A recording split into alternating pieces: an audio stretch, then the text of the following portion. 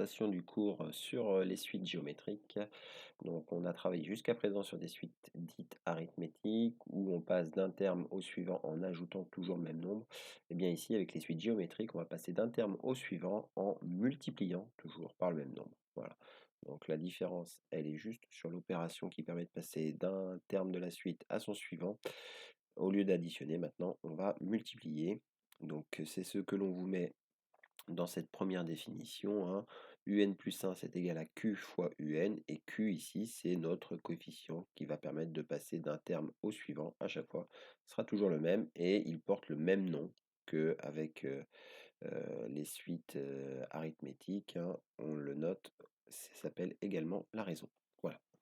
Donc, vous avez un petit schéma ici qui vous symbolise cette situation. On passe de U0 à U1 en multipliant par Q, de U1 à U2 en multipliant par Q, etc., etc., etc. Donc la lettre Q, c'est pour les suites géométriques. La lettre R, c'est plus pour les suites arithmétiques. Voilà.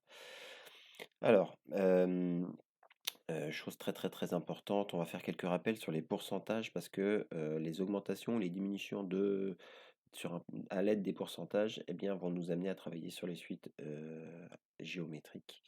Donc, regardez ce premier exemple. On a un appartement dont le loyer est de 310 € le premier mois et chaque mois, on va appliquer une augmentation de 1%.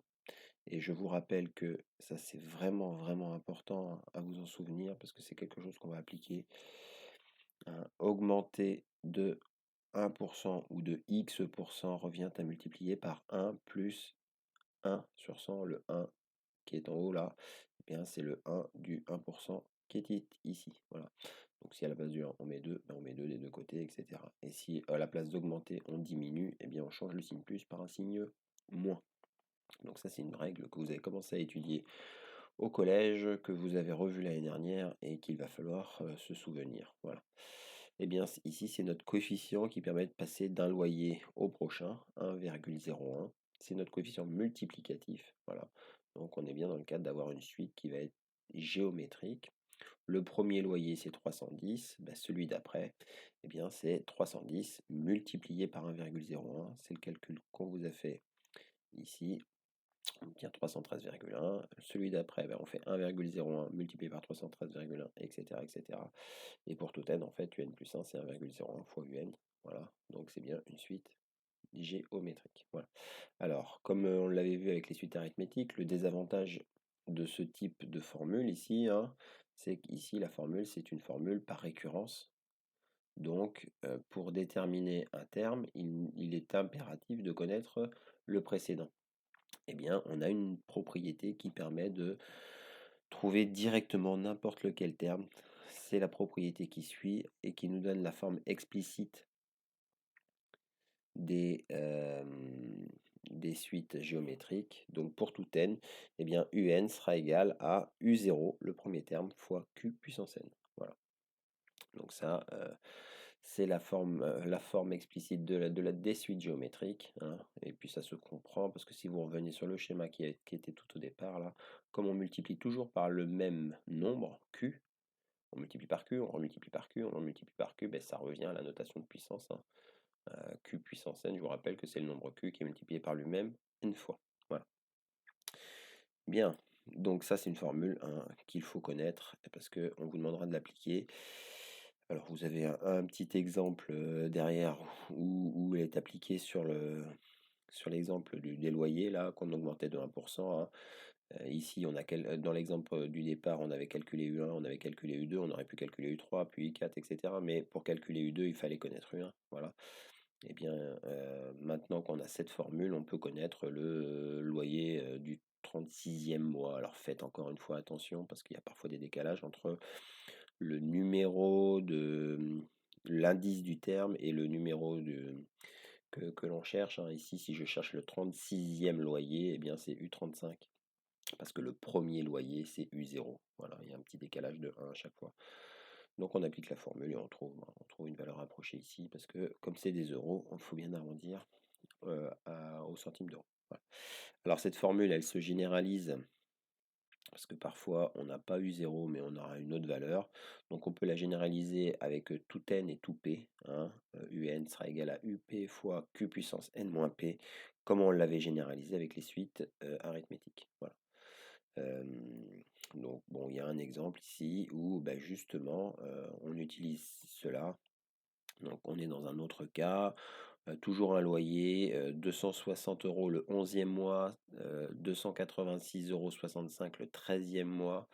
Eh bien, on peut, grâce à cette formule, cette dernière formule, on peut retrouver la raison de notre suite géométrique, hein. On applique cette formule en remplaçant n par 12 et p par 10.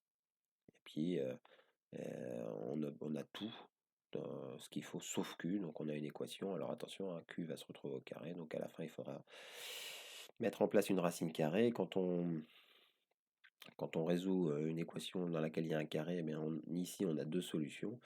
Et puis, bah, comme on est sur une série de loyers et que ce sont des nombres positifs, on éliminera après la solution négative. Voilà. Donc ça veut dire qu'ici, dans cet exemple, la raison c'est 1,05. Et une fois qu'on a retrouvé la raison, ben, on réapplique cette formule en remplaçant maintenant n par 0, par exemple, pour trouver le u0. Parce qu'on est pipé, on laisse 10. Voilà.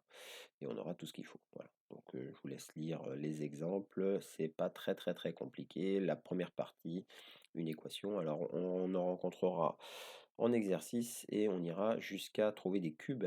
Et quand... Alors ici on est limité, hein, parce que vous imaginez que si les loyers étaient séparés de plus de 2, c'est-à-dire de 3, de 4, etc., on trouverait du q puissance 4, du q puissance 5, etc. Et vous n'avez pour l'instant vu que la racine carrée. Et on utilisera parfois la racine cubique, hein. La racine cubique, on utilisera uniquement la touche sur la calculatrice. Voilà. C'est l'inverse de la fonction cube. Bien, alors, chose très importante, c'est la suite. Comment déterminer si une suite est une suite géométrique, hein, la méthode qui est en haut là, à savoir à appliquer. Donc pour appliquer cette méthode, eh bien en fait, vu que une suite géométrique passe d'un terme à son suivant en multipliant toujours par un nombre constant, hein, notre raison, eh bien pour savoir si une suite est géométrique, eh bien déjà il faudra s'assurer qu'aucun terme n'est égal à 0, parce que si à un moment donné, comme elle est construite grâce à une multiplication, si un des termes est égal à 0, c'est que tous finalement seraient égaux à 0. Voilà.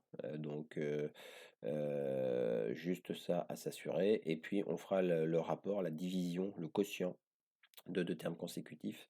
Et si le résultat de ce quotient ne dépend pas de n, et bien dans ce cas-là, c'est que c'est une suite géométrique. Et dans ce cas, le résultat, ça sera notre raison. Voilà. Donc on a un exemple ici, un un c'est 3 fois 5 puissance 2n. Eh bien, on va remplacer, on va effectuer le calcul un plus 1 sur un. Alors, hein, faites attention, hein, on remplace n par n plus 1 pour trouver un plus 1, hein. Je vous le montre ici, hein. Un plus 1, c'est égal à 3 fois 5 puissance 2. Et on remplace le n par n plus 1, mais il ne faut pas oublier de mettre des parenthèses, hein, parce que c'est le 2 qui est multiplié à tout le n, donc il sera maintenant multiplié à tout le n plus 1. Voilà. Donc ça, c'est ce qu'on a mis en haut de cette fraction. On a mis en bas 3 fois 5 puissance 2n. Voilà. Et on a besoin, alors il y a des simplifications qui sont mises en place, hein, dans ce calcul. Et on a besoin d'une propriété que vous aviez vue quand vous étiez au collège, a puissance n sur a puissance p, eh bien c'est égal à a puissance n moins p. Voilà, donc c'est cette formule qu'on applique pour passer de cette étape à celui-ci. Et à la fin, ben, en fait, à la fin, après réduction, on obtient 25. Donc un nombre qui ne dépend pas de n, ben, ce nombre, vu qu'il ne dépend pas de n, on en déduit que notre suite, elle est géométrique, et on connaît même la raison, c'est 25. C'est le nombre, le résultat qui ne dépend pas de n qu'on vient de trouver. Voilà, donc ça c'est une méthode que vous aurez à réappliquer en exercice. Voilà pour cette partie.